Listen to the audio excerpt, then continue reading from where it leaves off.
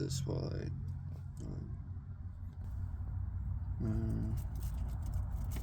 That has a lot of light coming off of these things. So basically, you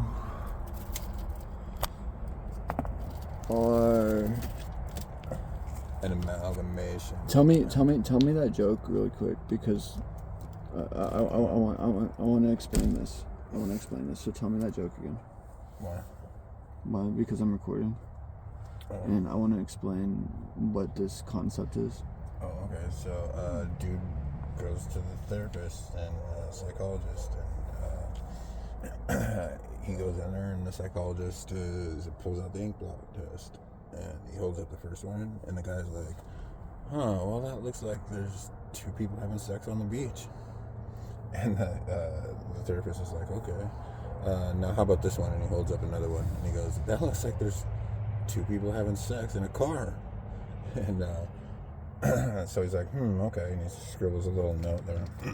And he holds up a third one, and the guy's like, well, damn, that looks like two people having sex at a restaurant. So he scribbles another note there, and he's like, I think I've concluded my diagnosis here. I think you're a raving lunatic, plus you're a sex addict, and you need to get some help. And the guy's like, I'm the one that needs to get help. You're the one that's showing me all the pictures of people having sex. Right, exactly. And so it's a setup. It's not a setup. It's just the guy thinks. Of course he would answer that, because that's what the pictures were of, right? Yeah. So, like, how are you going to... No, the pictures were ink blot, Drew.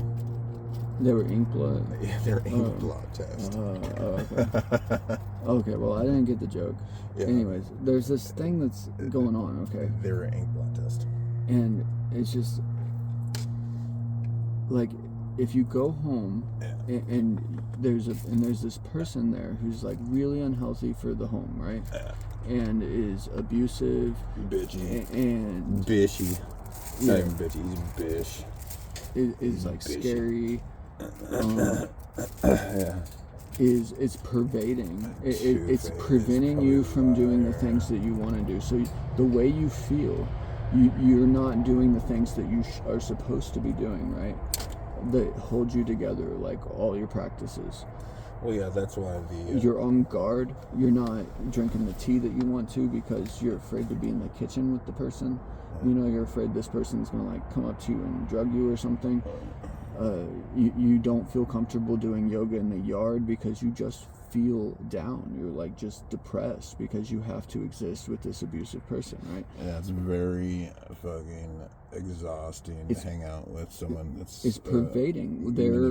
Their thing just completely gets into everybody else's life in the house, and right? Basically what it is it's they have to control the narrative at some point, is what they feel like, or is what they... Yeah, it's a control effort. That's where that's where that person's coming from. What it is, it's not really a control effort. What it is it's just sort of their way of being secure and safe. But then the person who's in charge of the home, who's allowing this person to be there, right? Yeah. Is making assessments of you. Like, well, you're this person, right?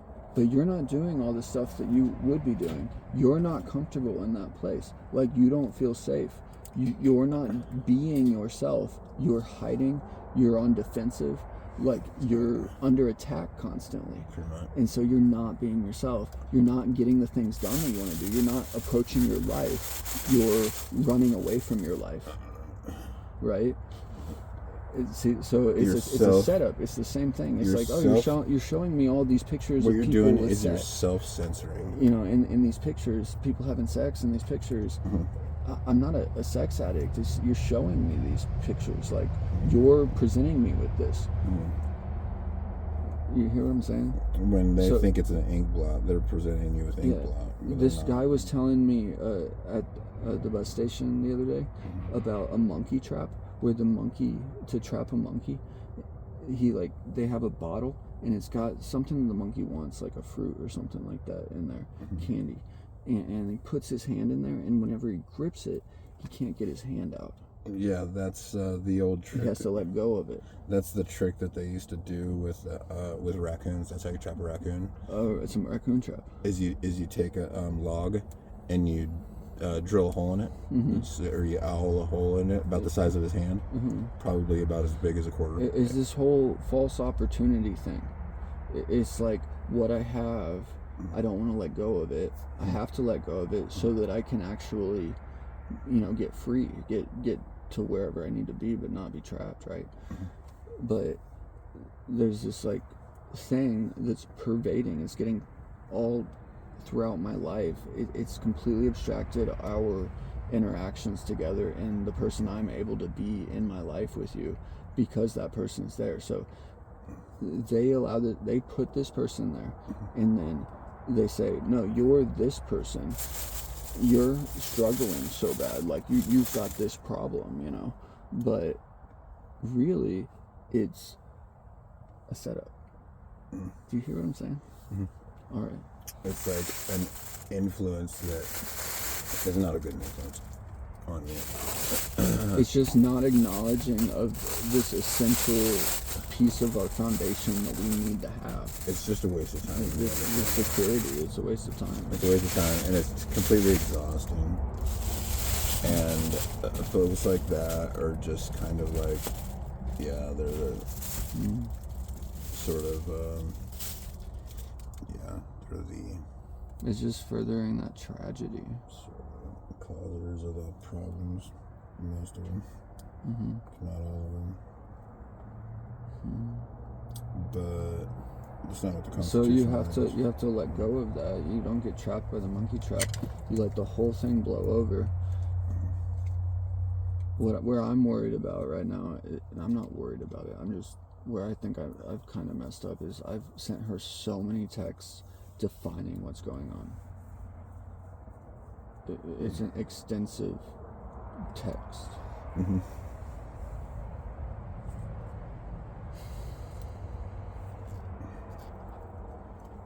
And for a large part of that time, I was out of my mind because I was, going through all this experience and coming out of that pervaded experience. It's totally like full immersion sort of experience. Not to mention, I wasn't stable to begin with. So you're in transition. So it's something that I really need, but I don't get to have. But the false opportunity only buries me worse. Big time manipulators, they find people that are in transition very sort of like easy. There is a lucrative targets. There is a hand over this Mariennette that is me. I am the Mariennette, and it's like I just like to watch you suffer. So I'm holding you in that position, and then I'll tell you all these things that you're not doing, but you can't do it because of what I just defined with the guy, of the pervading, horrible bully.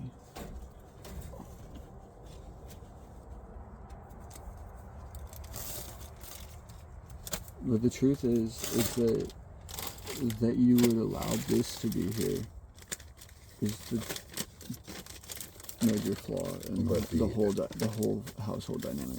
The epitome of sort of like I'm not valued, and what I actually want is not valued. Is that what you're trying to say?